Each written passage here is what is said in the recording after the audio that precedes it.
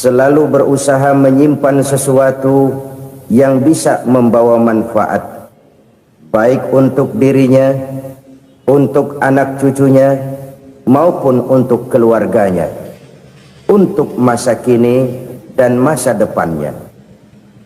Kadang simpanan itu berbentuk uang, kadang berupa tanah, lain saat berbentuk pabrik, dan lain sebagainya. Sementara masa depan yang paling pasti adalah akhirat. Jika untuk masa depan dunia kita rela memeras keringat, membanting tulang, pergi pagi dan pulang petang, menyimpan uang, menyimpan tanah, menyimpan pabrik, pernahkah kita merenung jika satu saat kiamat datang, kita dibangkitkan dari kubur masing-masing, berdiri di padang mahsyar untuk mempertanggungjawabkan seluruh kegiatan hidup kita di dunia ini, lalu kita akan menuju ke alam akhirat. Sudahkah kita mempunyai simpanan untuk akhirat kita? Pada pertemuan kali ini saya ingin menyampaikan sebuah hadis di mana Rasulullah sallallahu alaihi wasallam bersabda, arba'un min kanzil jannah. Simpanan sorga ada 4 macam. Yang pertama, ikhfa'us sadaqah, menyembunyikan sedekah. Saudara-saudara kaum muslimin, sebagaimana yang kita maklum bahwa Allah Subhanahu wa taala melebihkan sebagian rezeki dari kita terhadap yang lain. Ada yang kaya, ada yang setengah kaya, ada yang miskin, ada yang setengah miskin, dan selanjutnya. Ada yang gajinya kecil tapi penghasilannya gede.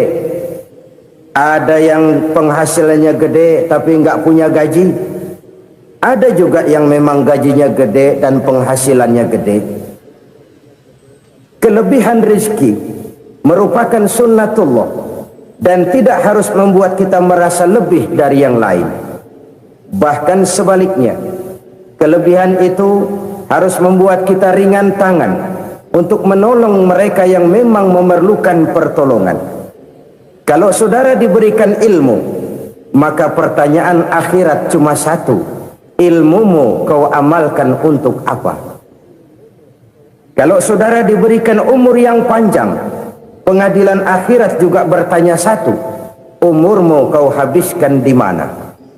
Tapi kalau saudara diberikan harta, pengadilan akhirat akan bertanya dua: hartamu kau dapat dari mana? Kau belanjakan kemana? Dari mananya ditanya dan kemananya juga ditanya. Oleh karena kita akan dimintakan pertanggungan jawab, maka amanah yang bernama harta ini harus kita gunakan dengan sebaik-baiknya. Ada penggunaan yang merupakan kewajiban, itu zakat namanya. Ada penggunaan yang sewaktu-waktu, itu infak namanya. Ada yang lebih sewaktu-waktu lagi, dan itu sedekah namanya. Zakat dia terikat oleh haul dan nisab, oleh putaran batas waktu dan ukuran dari harta itu sendiri. Sedangkan infak terikat oleh situasi dan kondisi perekonomian seseorang. Sedangkan sedekah tidak terikat dengan apapun. Dalam kondisi seperti apapun kita bisa melakukan sedekah dengan yang terkecil sekalipun. Sampai-sampai Rasulullah sallallahu alaihi wasallam mengajarkan, la tahqiranna minal ma'rufi syai'an walau an talqa akhaka biwajhin talik. Atau ada hadis, tabassumuka fi wajhi akhika laka sadaqah. Senyumanmu kepada temanmu adalah sedekah. Jadi untuk melakukan sedekah tidak harus dalam berbentuk uang. Dengan ilmu kita bisa sedekah, dengan tenaga kita bisa bersedekah, dengan pikiran kita bisa bersedekah, bahkan senyum kepada teman itu pun sedekah.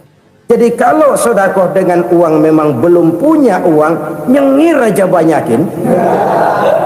Itu asal pada tempatnya, jangan lalu ketemu tiang listrik cengengesan. Tentu tidak pada tempatnya dan tidak wajar. Nah, sedekah yang paling dicintai Allah adalah sedekah yang disembunyikan. Artinya, jauh dari sifat riya. Kan kadang-kadang ada orang sedekah itu disebutkan namanya, apa tidak bagus? Kalau memang niatnya ikhlas, ya bagus-bagus saja untuk memberikan sugesti kepada yang lain. Si Fulan bin Fulan nyumbang sekian, diumumkan. Boleh kalau niatnya untuk memberikan rangsangan kepada yang lain supaya dia menyumbang lebih besar dari orang tadi. Tapi kalau itu mendatangkan riya, maka sedekah yang paling dicintai Allah adalah sedekah yang disembunyikan. Tangan kiri saja tidak tahu apa yang diberikan oleh tangan kanan. Sedekah yang dilakukan dengan ikhlas akan merupakan perbendaharaan surga, tersembunyi dari pandangan orang lain, tidak seorang pun tahu. Karena memang sikap yang baik adalah melupakan kebaikan dan mengingat kesalahan. Itu salah satu ciri orang bahagia. Orang yang selalu mengingat kesalahannya dan berusaha melupakan segala kebaikannya. Kalau dia akan ada kebaikan, dia tidak bisa ikut, dia merasa rugi karena dia merasa belum pernah berbuat baik. Tapi kalau akan melakukan kesalahan baru, dia ingat kesalahan yang sudah-sudah, sehingga terhalang baginya untuk melakukan satu kesalahan baru. Demikianlah saudara-saudara, bahwa Allah melebihkan rizki sebagian kita dari yang lain, agar terjadi tolong-menolong dalam kehidupan ini. Jadi kesenjangan yang nature, kesenjangan yang alami, itu sunnatullah. Ada yang kaya, ada yang miskin, ada yang kelas menengah. Nah, kenapa lalu sekarang kita berusaha mengentaskan kemiskinan? Oleh karena adanya kesenjangan struktural. Kalau yang kaya bisa semakin kaya, kenapa yang miskin tidak bisa naik jadi ikut sedikit kaya? Sebab pada dasarnya Islam adalah agama yang sejak turunnya sudah berupaya memerangi kemiskinan. Bahkan dikatakan kemiskinan itu mendekatkan kepada kekufuran. Orang kalau miskin udah dekat banget sama kafir. Gampang menjadi kafir. Berapa banyak saudara-saudara kita yang oleh karena soal perut, oleh karena soal materi, terpaksa meninggalkan dan menanggalkan akidahnya, menjual petunjuk yang diberikan Allah dengan kesenangan dunia yang cuma sebentar ini. Na'udzubillah thumma na'udzubillah. Jadi makin kita sembunyikan satu sedekah, semakin banyak perbendaharaan kita di surga. Sedekah yang paling dicintai Allah adalah sedekah yang disembunyikan. Malahan ada seorang sufi, dia punya kebiasaan kalau pergi sholat Jumat dia bawa uang, itu uang dia taruh di bawah tikar masjid. Dia niat sedekah kepada siapa saja yang nemuin itu duit. Maksudnya apa? Supaya yang nemuin nggak tahu siapa yang punya duit. Demikian dia saking ingin menyembunyikan sedekahnya. Karena sifat riya itu bisa memakan amal kita sendiri. Riya itu termasuk menyebut-nyebut kebaikan kita. Orang yang suka nepuk dada, sedikit-sedikit ngitungnya kalau nggak gua. Tuh kalau nggak gua tuh. Tuh yang belah situ, kalau nggak gua, kalau nggak gua. Iya, kalau nggak lu kenapa emang? Orang yang suka menepuk jasa. Tuh, biasanya memang begitu saudara-saudara. Kalau perang lagi berkecamuk, orang nggak sempat ngaku jadi pahlawan. Tapi begitu perang selesai, yang kagak kenal bedil ngaku pahlawan, mas. Itu sesuatu yang biasa. Oleh karenanya, orang-orang yang ikhlas dalam bersedekah, disembunyikannya sedekah itu, Allah cinta betul. Malahan ada hadis memberikan jaminan, inna sedaqatal mar'il muslimi tazidu fil umri wa tadfa'u mitatas su'i. Sesungguhnya sedekahnya seorang mukmin tazidu fil umri, bisa menambah umur panjang, wa tadfa'u mitatas su'i, dan menyelamatkan manusia dari mati secara su'ul khatimah. Jadi siapa yang kepengen panjang umur, banyaklah sedekah. Yang bosan hidup, pelit terus. Sedekah menambah panjang umur dan menyelamatkan manusia dari mati secara su'ul khatimah. Pak, katanya umur itu nggak bisa ditambah, nggak bisa dikurangin. Kapan? Kalau ajal sudah datang. Fa idza jaa ajaluhum la yastakhiruna sa'atan wa la yastakdimun. Kalau ajal datang tidak bisa dimajukan, tidak bisa dimundurkan. Itu kalau ajal sudah datang. Tidak bisa lagi umur ditambah dikurangi, sudah datang. Tapi kalau belum datang, itu kan haknya Allah. Mau ditambah, mau dikurangi, hak prerogatif Allah. Sebagai pencipta manusia, Allah maha kuasa dan maha mampu. Sedekah ini menambah panjang umur dan menyelamatkan manusia dari mati secara su'ul khatimah. Itu orang mati kan sama ya, kondisinya mati, nggak nafas. Tapi hakikat mati kan lain-lain. Ada yang mati itu husnul khatimah, baik akhirnya. Misalnya lagi ngaji mati, lagi sholat mati, lagi sedekah mati. Ini yang dinamakan dengan husnul khatimah, baik di akhirnya. Sebaliknya ada yang su'ul khatimah, jelek di akhirnya. Ini yang jadi catatan akhir. Lagi nyekek botol, mampus. Lagi banting kartu, modar. Su'ul khatimah, jelek pada akhirnya. Sedekah menyelamatkan manusia dari mati secara su'ul khatimah. Dan kita semua kepengen mendapat husnul khatimah, jauh dari su'ul khatimah. Oleh sebab itu yang bisa menyelamatkan kita dari penyakit itu antara lain adalah sedekah yang disembunyikan, yang dikerjakan dengan ikhlas karena Allah, tidak karena kepengen dipuji orang, tidak karena ingin dikatakan orang pemurah. Sebab orang dermawan itu orang yang memberi tanpa harus diminta. Kalau masih harus diminta, ya belum dermawan namanya, masih harus diminta. Kalau nggak diminta ya tulus, lolos, polos.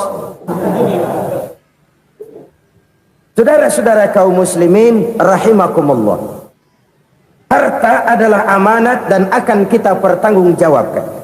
Allah melebihkan rizki sebagian kita dari yang lain agar kita saling tolong menolong, bantu membantu. Nabi janjikan siapa yang meringankan beban saudaranya muslim di dunia, Allah akan meringankan bebannya di akhirat nanti. Sebuah jaminan dari baginda Nabi. Si orang yang kita bantu barangkali tidak bisa membalas, Allah yang akan membalas lewat jalan lain yang tidak pernah kita sangka-sangka. Ada orang tanya, Pak, ini ada orang nyumbang masjid sambil marah-marah, bagaimana? Saya bilang sumbangannya aja ambil, marahnya jangan. Marahnya jangan diambil, itu urusan dia. Saudara-saudara kaum muslimin rahimakumullah, umat Islam ini kan umat yang punya potensi besar. Kadang kita merenung, kenapa kadang-kadang pembangunan masjid kok lambat sekali? Kalau hotel hari ini peletakan pertama, bulan depan peresmian. Supermarket hari ini peletakan batu pertama, minggu depan peresmian. Tapi kalau sudah yang namanya masjid, kadang-kadang peletakan batu pertama sekaligus jadi batu terakhir. 3 tahun, 4 tahun, campur nebar jalak di jalanan, duit dijaring kayak ikan sepat. Apa tidak ada orang Islam yang kaya? Banyak. Apa tidak ada pengusaha muslim yang jadi konglomerat? Ada. Lalu yang belum banyak itu yang komit terhadap nilai-nilai agamanya. Akhirnya kita jatuh jadi umat yang lemah. Belum ada pengusaha konglomerat muslim buka pabrik supermi cap beduk misalnya umpamanya atau pabrik kecap cap sorban supaya identitas keislamannya sedikit kelihatan. Kita jatuh jadi umat yang lemah karena potensi tidak terinventarisir dengan baik. Kita ini ibarat kompor yang cuma matengin nasi orang lain. Potensi kita dimanfaatkan oleh orang lain. Ukhuwah Islamiyah kita baru terbatas kepada silaturahmi. Ukhuwah di bidang ekonomi kita lemah, ukhuwah di bidang kebudayaan kita lemah, apalagi ukhuwah di bidang politik kita lebih rapuh lagi. Padahal ukhuwah itu adalah totalitas kehidupan manusia, menyangkut ipolek sosbud, memerlukan nilai-nilai ukhuwah. Jadi oleh karena itu mari kita menyadari di dalam harta kita, walaupun kita yang cari, pergi pagi, pulang sore, peras keringat, banting tulang, di sana ada harta anak yatim.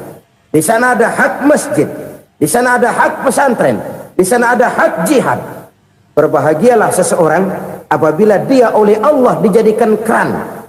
Keran itu menyimpan air, tapi tidak untuk dirinya, tapi disalurkannya kepada mereka yang memang memerlukannya. Saudara-saudara kaum muslimin rahimakumullah, ini yang pertama. Jadi perbendaharaan surga adalah menyembunyikan sedekah. Orang lain nggak tahu, kita pun nggak pernah ngitung-ngitung. Kita anggap lewat begitu saja, padahal itu deposit akhirat. Satu. Yang kedua, perbendaharaan surga itu apa? Wa kitmanul musibah, menyembunyikan kesulitan. Kadang orang takut menghadapi kesulitan, tapi makin kita merenung, hidup ini kan sebenarnya urusan. Takut sama urusan, ya jangan hidup. Tandanya orang hidup itu kalau punya urusan. Urusan melupakan problem, problem sering menimbulkan kesulitan. Kesulitan bukan untuk ditakuti, tapi untuk diatasi dan dicarikan jalan keluarnya. Siapa sih orangnya yang nggak pernah sulit-sulit? Makin tinggi status sosialnya, makin gede urusannya. Makin tinggi kualitas imannya, makin berat tingkat kesulitannya. Cuma memang yang namanya enak itu seperti pelangi. Biang lala itu nggak pernah di atas kepala kita, di atas kepala orang melulu. Lo sih enak lo, kata kita. Dia juga bilang yang enak kan lo. Pelangi itu nggak pernah di atas kepala kita. Kata tukang beca, aduh enak ya naik Mercy.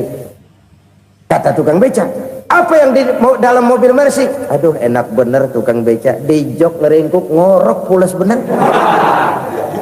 Saya kamar pakai AC sejuk, tempat tidur sutra empuk, alga spring bed, kulak kulik nggak bisa pulas kalau belum minum Valium, belum tidur. Enak bener tukang beca, di jok ngorok nggak tahu wetan kulon.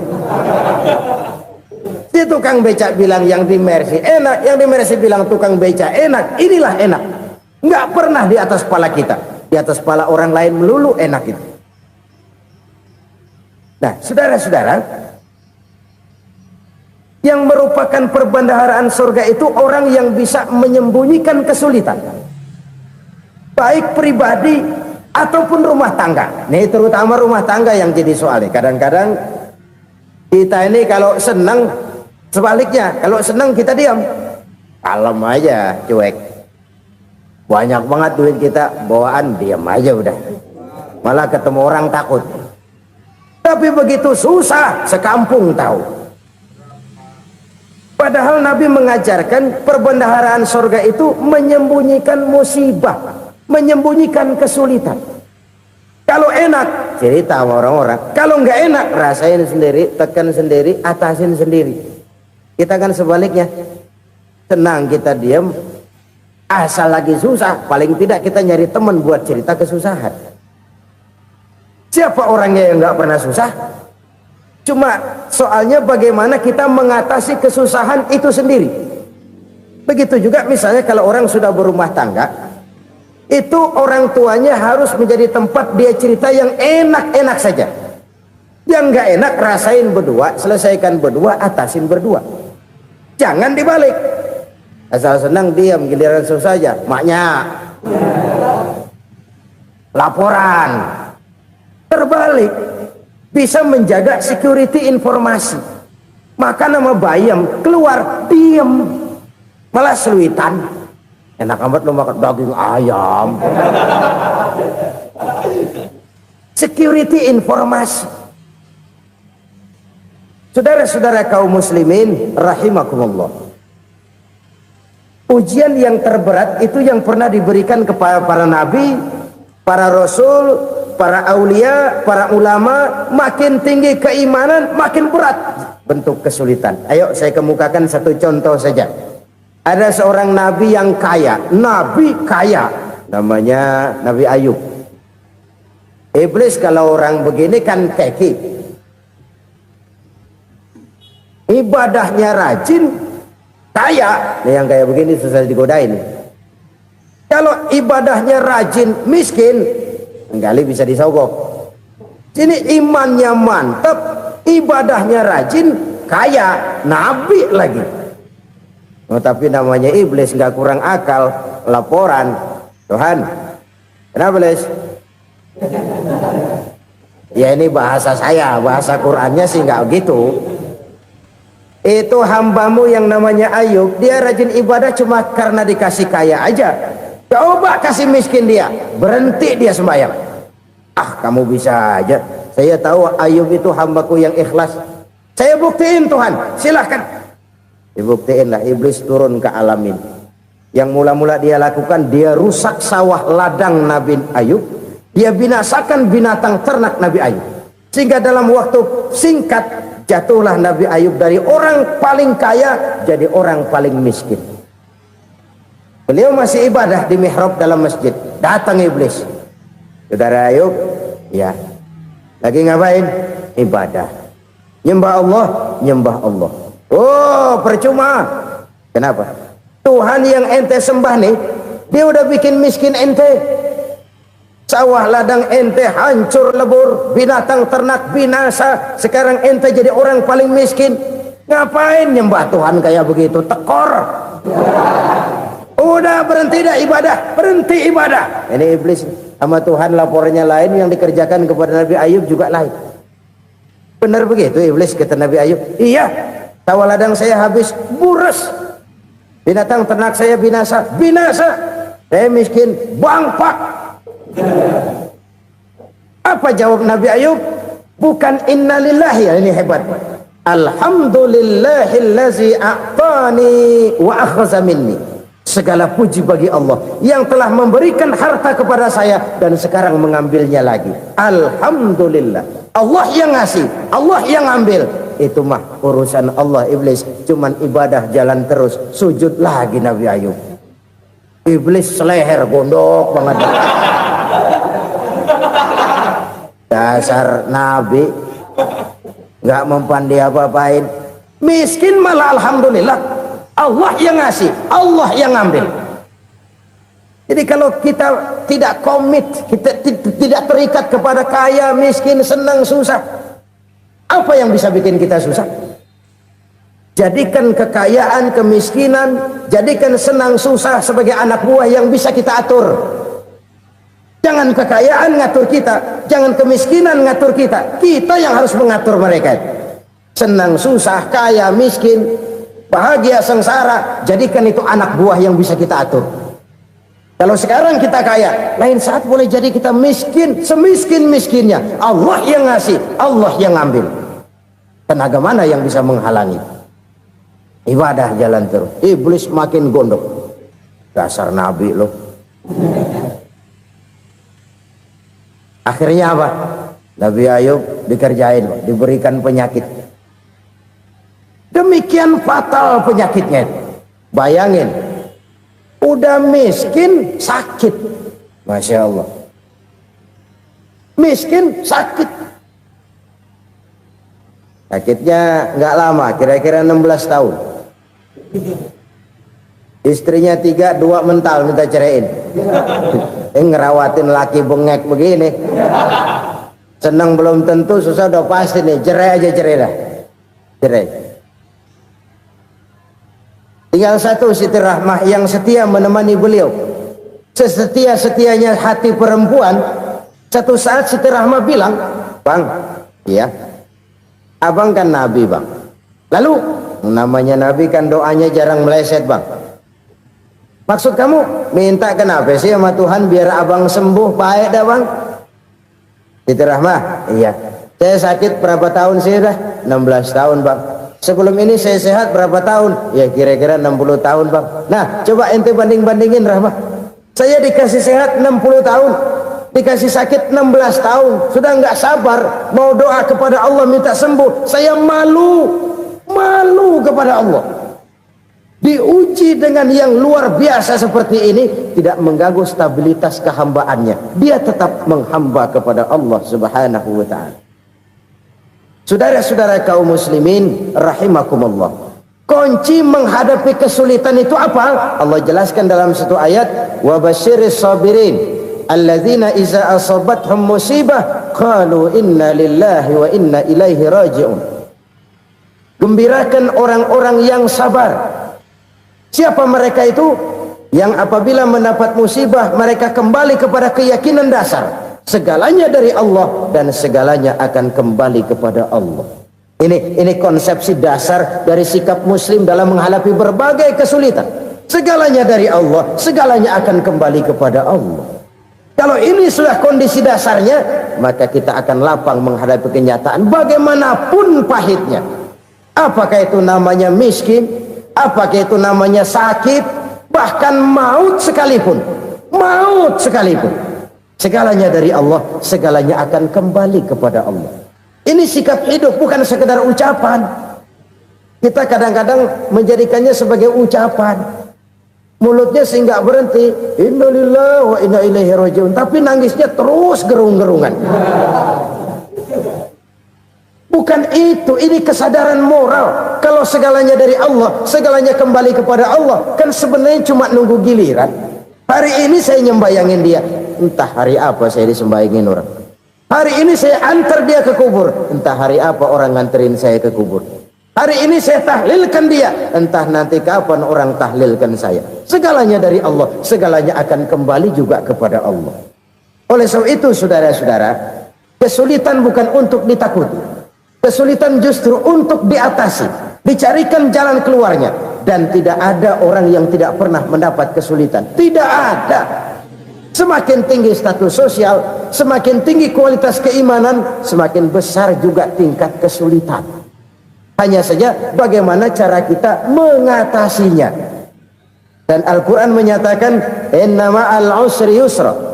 Di balik kesulitan itu pasti ada kemudahan. Roda itu berputar. Karena itu Rasulullah sallallahu alaihi wasallam mengingatkan kepada kita, ta'arraf ilallahi firraha ya'rifka fisyiddah. Ingatlah kepada Allah di waktu kamu senang, supaya Allah ingat kepada kamu di waktu kamu susah. Kalau waktu senang kita ingat kepada Allah, kita susah, Allah tidak akan meninggalkan kita. Tapi kalau waktu senang kita jauh dari Allah, sujud tidak sempat, dengan masjid jauh, ketika senang kita lupakan Allah, nanti begitu kita susah, Allah lupakan kita, dan itu menyakitkan. Oleh karena itu orang-orang tua kita dulu bilang, kalau lagi sehat ingat-ingat lu bakal sakit nanti. Kalau lagi kaya ingat-ingat satu saat kita bakal jatuh miskin. Bahkan kalau lagi muda ingat-ingat kita bakal tua. Dan yang terpenting, kalau lagi hidup ingat-ingat kita bakal mati. Saudara-saudara kaum muslimin rahimakumullah. Jadi yang kedua yang merupakan perbendaharaan surga, menyembunyikan musibah. Saudara-saudara kaum muslimin rahimakumullah. Hal ketiga yang merupakan perbendaharaan surga adalah wasilatur rahmi. Orang yang suka bersilaturahmi. Sebagaimana yang kita maklum bahwa manusia adalah makhluk yang disebut zon politika. Makhluk sosial yang tidak mungkin hidup sendiri-sendiri. Betapa dan siapapun kita memerlukan orang lain. Bodoh betul manusia kalau tinggal di tengah masyarakat tapi tidak mau bermasyarakat. Merasa hebat sendiri, pintar sendiri, gagah sendiri, kaya sendiri. Mungkin kalau mati juga ngubur sendiri. Jangankan kita di sini, di sorga saja Nabi Adam waktu sendirian bengong melulu, mondar mandir. Allah tegur dam sepi dam. Ya ini kalau bahasa saya. Iya Tuhan sepi ini nggak ada coret-coretan pisan ini. Diciptakan Siti Hawa baru anteng Nabi Adam. Itu di surga. Cobalah. Umpamanya saudara tinggal di Jakarta nih. Kayak bener. Apaan aja di Jakarta punya saudara dah. Jembatan Semanggi ambil. Monas buntel bawa pulang. Hotel-hotel ambil semua. Cuman tinggal di Jakarta sendirian, apa enaknya? Betapa dan siapapun kita perlu orang lain. Tidak ada seorang pun yang bisa memenuhi kebutuhan hidupnya secara sendiri-sendiri.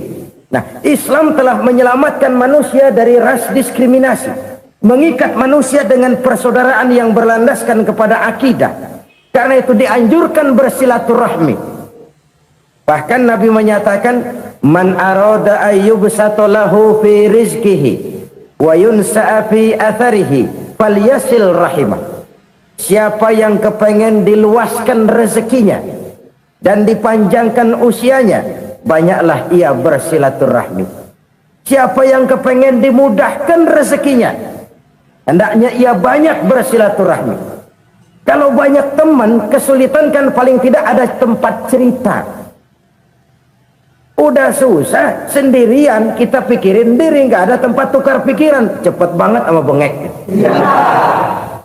Dilawan sendiri. Nah, secara makro kita bisa berkata, tidak mungkin ada kemenangan kalau tidak ada kekuatan. Tidak ada kekuatan kalau tidak ada kesatuan dan persatuan. Tidak mungkin ada kesatuan dan persatuan tanpa semangat silaturahmi. Kalau umat Islam mau menang, dia harus kuat. Kalau umat Islam mau kuat, dia harus bersatu. Kalau umat Islam mau bersatu, dia harus membudayakan silaturahmi ini. Bahkan sampai-sampai kata Nabi, kalau bisa cari nilai tambah. Apa? Silman qata'ak. Bersilaturahmilah kau kepada orang yang marah denganmu. Masya Allah, indahnya ajaran agama kita. Orang yang marah pun kepada kita, kata Nabi, kalau bisa bersilaturahmilah kepadanya, kepada orang yang marah itu. Di situ nilai tambah. Cuman jujur nih hadis, ngucapinnya gampang, ngamalinnya yang berat banget. Orang marah sama kita, kita disuruh silaturahmi. Ada apa malu? Lu marah, ada gua marahan lagi. Tunggu pikirin. Saudara-saudara kaum muslimin rahimakumullah. Tapi ini yang diajarkan, bahkan ini yang dicontohkan oleh baginda Rasul. Bagaimana begitu mudah, misalnya satu saat Abu Jahal ini ngatur strategi bagaimana bikin Muhammad celaka. Dia gali lubang di depan tempat tidurnya. Dia tutupin daun korma. Terus dia panggil seseorang, ke sini. Kasih tahu Muhammad, pamannya sakit keras, minta ditengokin. Berangkat orang ini ke sana. Muhammad, labbaik. Pamanmu sakit keras, dia minta ditengokin. Baik, saya akan datang menjenguk beliau. Berangkatlah Nabi ke rumah Abu Jahal tanpa prasangka apapun. Abu Jahal udah pasang setil, selimut 3 rangkap setengah dia pakai, persis kayak orang meriang. Tapi sembari ngintip dari balik selimut. Begitu Muhammad buka pintu, nah masuk perangkap nih. Muhammad jalan menuju tempat pembaringan. Makin lama makin dekat, makin lama makin dekat, makin dekat ke lubang yang dipasang oleh Abu Jahal itu. Dalam hati Abu Jahal, terus dah jatuh, mampus dah lo ini. Mampus lo hari ini. Apa yang terjadi? Malaikat Jibril datang. Muhammad, pamanmu cuma pura-pura sakit. Di depan tempat tidurnya ada lubang perangkap supaya kamu jatuh ke situ. Sudah, kamu pulang. Balik kanan Nabi. Sudah hampir jatuh ke lubang, balik kanan, pulang. Bayangin kecewanya Abu Jahal. Muhammad dikit lagi, Muhammad dikit lagi. Enggak paman, saya pulang aja. Emosi bangun dari tempat tidur, enggak sadar kalau lagi pura-pura sakit. Lompat ngejar Nabi, dia lupa dengan lubang yang dia gali. Serak nyemplung sendiri ke dalam lubang.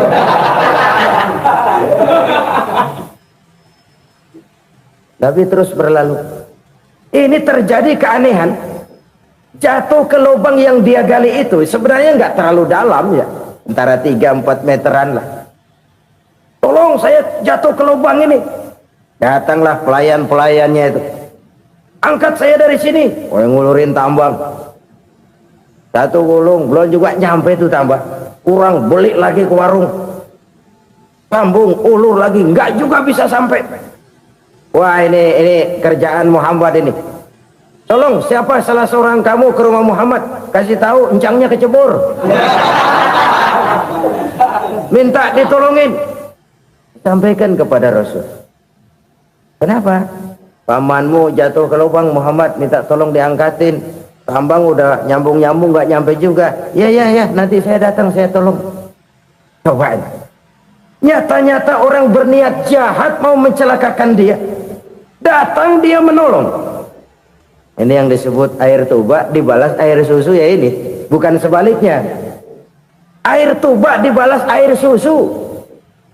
Paman, kecebur ya? Iya Muhammad, tolong ini. Pegang tangan saya. Nabi ulurkan tangannya, nyampe. Dipegang oleh Abu Jahal, diangkat ke atas. Sampai atas, apa kata Abu Jahal? Sihirmu memang hebat Muhammad. Udah ditolongin dikata sihir. Yang enak kita kemplang kan itu orang begitu. Urusan apa? Tapi inilah akhlak. Kalau bisa kamu bersilaturahmilah dengan orang yang marah kepadamu sekalipun. Orang marah kita tetap baik. So, kalau kita berbuat baik sama orang yang memang baik, rasanya sih biasa-biasa aja. Orang baik kita baik lagi, ya draw aja, belum ada nilai tambah di situ. Baru ada nilai tambah kalau kita bisa berbuat baik kepada orang yang nyakitin kita. Itu namanya kita setingkat di atas dia. Dia sakitin kita, kita berbuat baik sama dia. Dia pelit sama kita, kita baik sama dia. Dia marahin kita, kita deketin dia. Di situ kita punya nilai tambah. Jadi siapa yang ingin diluaskan rezekinya kata Nabi dan dipanjangkan umurnya, hendaklah ia banyak-banyak bersilaturahmi. Sederhana sebenarnya silaturahmi, tapi silaturahmi membangkitkan semangat kesatuan dan persatuan. Kesatuan dan persatuan melahirkan kekuatan. Dalam matematika 1 ditambah 1 pasti 2. Tapi di tengah masyarakat, 1 orang takut ditambah 1 orang takut, hasilnya jadi 2 orang setengah berani. Kenapa setengah berani? Karena udah berdua. Tadi pan takut sendirian. Kalau dia kumpul turu-turu takutlah jadi berani. Kita yang lemah, kita yang tidak berdaya, kita yang miskin, kalau mau kompak bersatu, apa yang nggak bisa kita kerjain? Apalagi tinggal di kota besar, pilihan cuma 2. Bertahan atau minggir. Bertahan atau minggir. Untuk bisa bertahan harus mampu bersaing. Untuk mampu bersaing harus punya keahlian. Keahlian harus ditunjang dengan pendidikan, ditambah oleh kekompakan sebagai umat. Udah miskin mencar mulu, orang injak kita. Orang nggak pandang urusan apa malu. Oleh karena itu silaturahmi pada hakikatnya merupakan ruh dari ukhuwah yang diajarkan oleh agama kita. Bagaimana Islam menyelamatkan masyarakat manusia dari ras diskriminasi, mengikat manusia, dan tidak ada persaudaraan yang lebih indah selain persaudaraan yang diikat dengan nilai-nilai akidah. Sepanjang orang di jalan Allah, itulah saudara kita.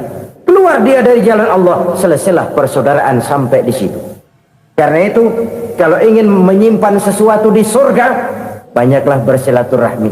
Datang ke rumah ini, datang ke rumah itu, dan lain sebagainya. Itu simpanan kita di akhirat nanti. Ini yang ketiga. Saudara-saudara, yang keempat, perbendaharaan surga itu apa? Wa qawlu la hawla wa la quwwata illa billah. Ucapan la hawla wa la quwwata illa billah. Ibadah kan ada yang berat, modalnya besar. Bangun masjid berat, modalnya besar. Bangun rumah sakit berat, modalnya besar. Ada ibadah yang berat tapi modalnya ringan. Misalnya puasa. Puasa itu berat, mengendalikan nafsu. Kalau sekedar nggak makan nggak minum sih enteng, mengendalikan nafsu.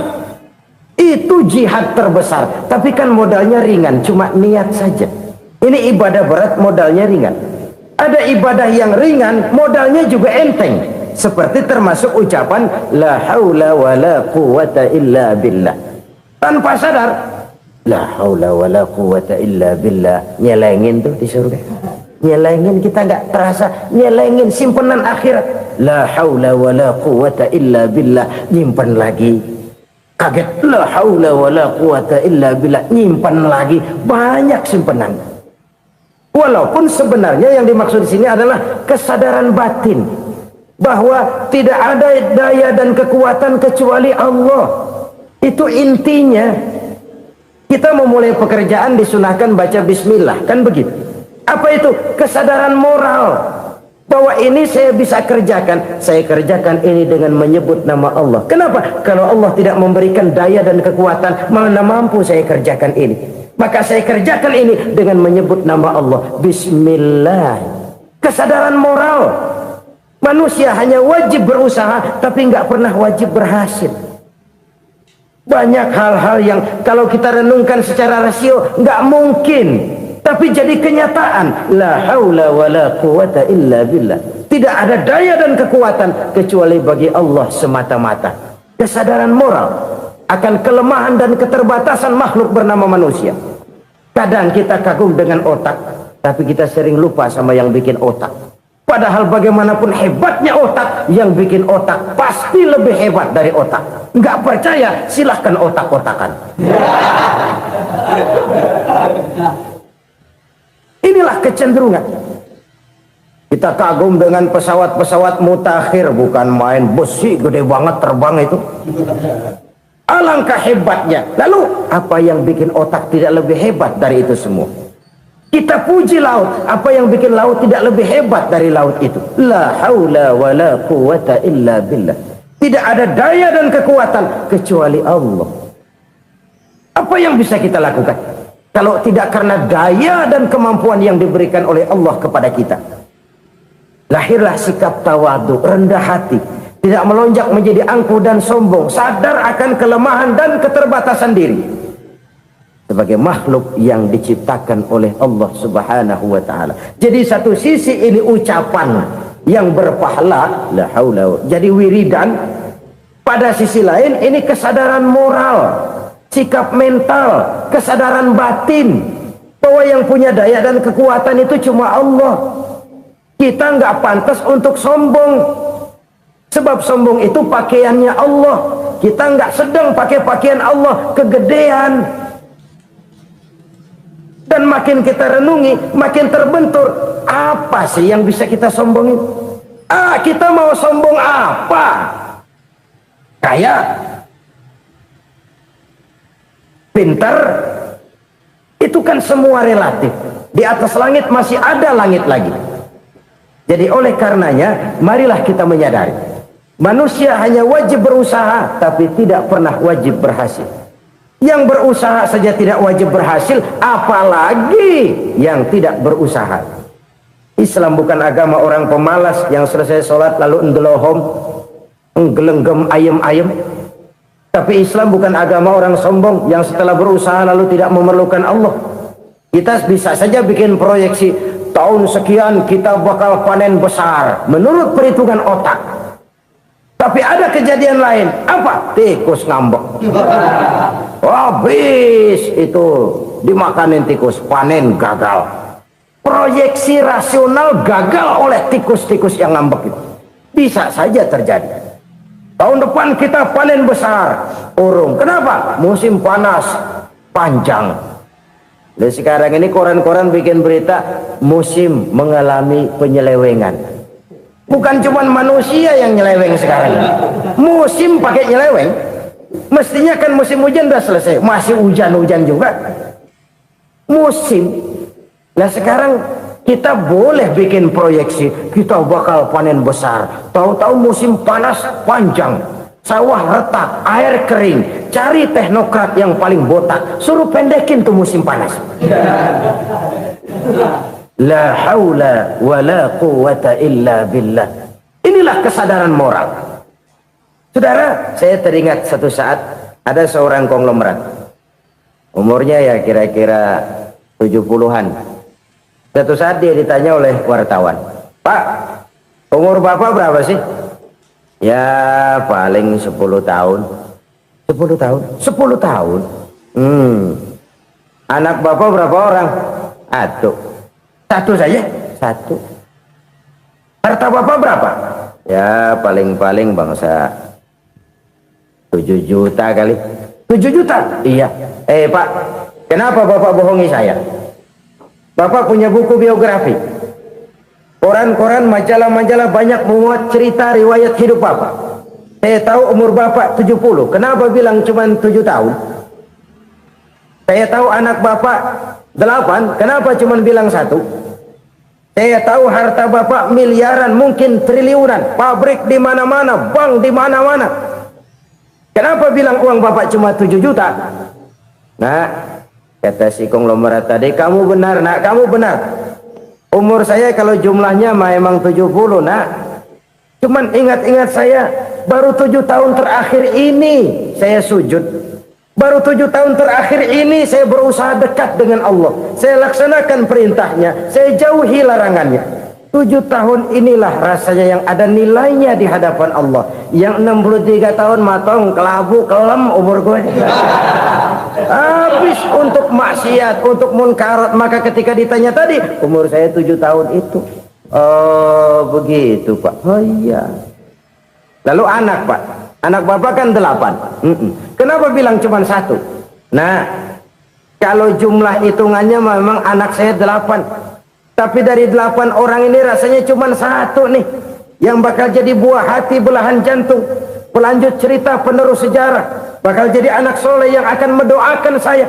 Cuman 1 rasanya anak saya nih yang bakal jadi buah hati saya, besar-besaran saya, yang akan mendoakan di kubur saya, yang akan mendoakan di akhirat saya. Yang 7 orang mana, Masya Allah, yang atu tenggeng, yang atu nyekek botol mulu, yang atu nggak karu-karuan. Makanya saya bilang 1 anak saya yang akan bisa mendoakan saya. Oh begitu Pak. Iya. Nah, harta Pak, harta bapak kan triliunan, pabrik bapak di mana-mana, uang bapak hampir di tiap bank-bank besar. Kenapa bilang cuma 7 juta? Betul kau nak. Harta saya kalau jumlahnya memang miliaran, triliunan mungkin. Tapi yang saya ingat baru 7 juta tuh yang saya belanjakan di jalan Allah. Saya nyumbang masjid, saya santuni yatim piatu, saya bantu pembangunan pesantren, saya bantu pembangunan rumah sakit Islam. Itu yang akan saya bawa pulang ke akhirat, yang 7 juta itu. Yang triliunan itu nanti akan diperebutkan oleh anak-anak saya sebagai waris saya. Jadi harta saya 7 juta itu yang bakal nemenin saya di akhirat, yang akan saya bawa pulang jadi teman saya. Saudara-saudara kaum muslimin, jangan-jangan orang tua itu adalah kita-kita ini. Jangan-jangan kita-kita ini adalah orang tua itu. Jangan-jangan itu potret dari diri kita masing-masing. Dari sekian umur yang diberikan Allah, berapa tahun yang ada nilainya di hadapan Allah? Dari sekian anak-anak yang merupakan amanah, berapa yang akan mendoakan kita sebagai orang tuanya menjadi anak soleh? Dari sekian banyak harta yang diberikan Allah, berapa yang akan kita bawa pulang menghadapnya nanti, yang kita belanjakan di jalan Allah? Ini sebuah potret kehidupan. Karena itu kita kembali kepada la haula wa la quwwata illa billah. Kita wajib berusaha, kita wajib berikhtiar. Selebihnya segala daya dan kekuatan hanya milik Allah saja semata-mata. Satu kesadaran batin dari setiap pribadi muslim. Setelah ia berusaha dan berikhtiar, ia menyerahkannya kepada Allah Subhanahu wa ta'ala. Jadi satu sisi ini merupakan wiridan ucapan yang mengandung pahala, pada sisi lain ini merupakan sikap batin dari seorang muslim di dalam ia menghadapi realitas kehidupan ini. Saudara-saudara kaum muslimin rahimakumullah, kalau ini kita jadikan satu basis kehidupan, maka ini akan menyelamatkan manusia dari kemungkinan tergelincir menjadi orang yang lupa diri dan lupa darat. Sebab itu Imamul Ghazali berpesan, jadidis safinah fa innal bahra amiq, wa khuziz zad fa inna safara ba'id, wa khaffifil hamla fa innal hamla sadid. Perbarui selalu kapalmu karena lautan sangat dalam. Bawa bekal yang banyak karena perjalanan ini sangat jauh. Ringankan beban karena kebanyakan beban akan menyakitkan. Alangkah indah kalimat ini, alangkah dalam makna yang terkandung di sana. Perbarui selalu kapalmu karena lautan sangat dalam. Apa artinya ini? Jaga mentalmu baik-baik. Pelihara imanmu baik-baik karena hidup penuh cobaan seperti lautan. Kita kalau berlayar di lautan kan kadang-kadang tenang, angin bertiup sepoi-sepoi basah. Jika malam datang, bintang gemintang bertabur menghias cakrawala. Rembulan memantulkan sinarnya dengan indah. Dalam keadaan begitu berlayar enak. Tapi lain saat ombak menggunung, halilintar menyambar, angin topan bertiup. Berapa banyak sudah saudara-saudara kita yang tenggelam di lautan dunia tanpa sadar bahwa dia belum sampai kepada pantai yang akan dituju. Berapa banyak sudah saudara-saudara kita yang tenggelam di lautan dunia ini tanpa sempat bangkit lagi.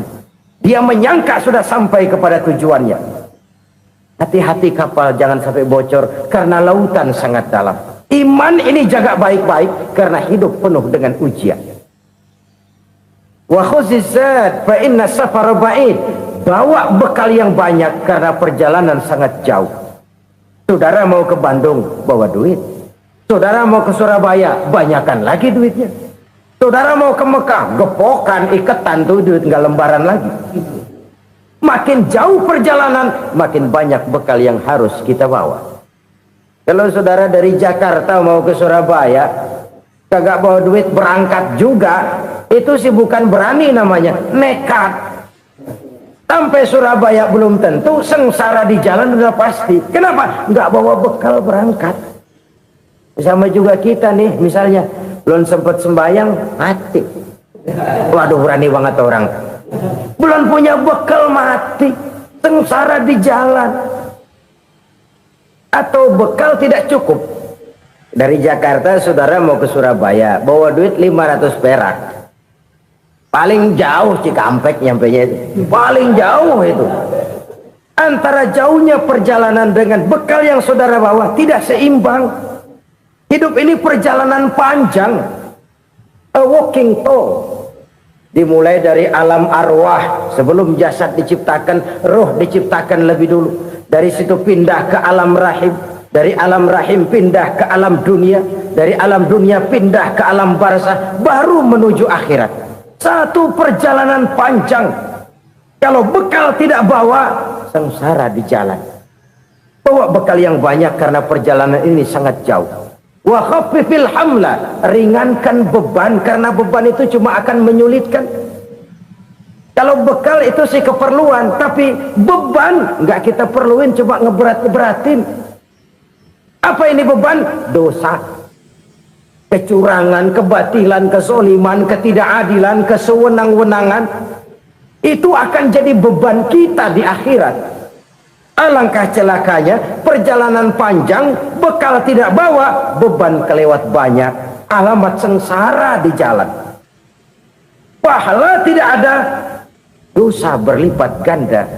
Na'udzubillah, summa na'udzubillah. Kalau kita rangkum nasihat Al-Ghazali dengan kisah si konglomerat tadi, kita akan mengambil kesimpulan. Pertama, bekal terbaik dalam menghadapi gejolak kehidupan ini tidak lain adalah iman. Yang kedua, pahala dan dosa. Dua hal kontroversial. Pahala adalah bekal, dosa adalah beban. Tapi kita sekarang kan tidak begitu terangsang kepada yang abstrak. Orang berlomba mencari yang konkret-konkret saja, yang real.